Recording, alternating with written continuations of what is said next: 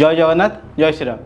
आपण मैंने जानी प्रतिदिन आमर गौचालाण होशार प्रतिदिन प्रति राति आम सनातनी भाई मैंने गौचालाण गाड़ी धरुँच पुलिस दौरान किंतु ता सहित से केस भी खाऊँ और जेल भी जाऊँ।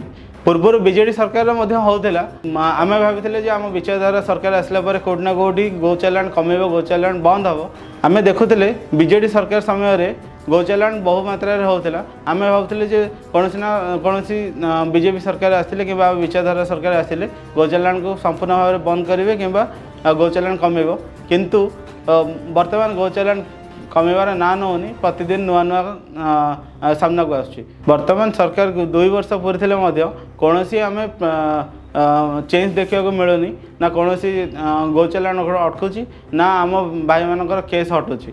प्रतिदिन नुआ नुआ केस हो प्रतिदिन आम भाई मैंने केस खाऊँ जेल जाऊँ। सरकार जहाँ भी था गौमाता आवाज उठेवा आम कर्तव्य गौमाता संघर्ष करवा आम कर्तव्य गौमातार सेवा करवा आम कर्तव्य। तेणु शीत अधिवेशन आरंभ होगा दिन आम लोयर पीएमजी रे गौपुत्र परिवार ना आम बसुचु। समस्त सनातनी भाई भौणी मान अनुरोध आपण मैंने आम सहित जोग दिंतु दल मत निर्विशेष आम यही कार्यक्रम को सफल करवा।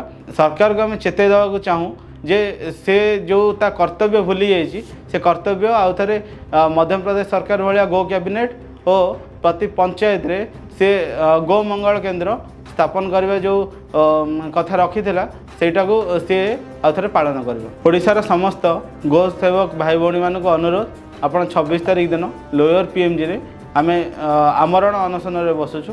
आपण मैंने आम सागर जोग दिंतु। जो पर्यंत सरकार ए आईन प्रणयन न कर गोहत्या बंद न कर गौचालाण उपर रोक न लगाई आम आंदोलन को सफल करवा और सरकार को चेतई देवा सी तार काम जल्दी करू।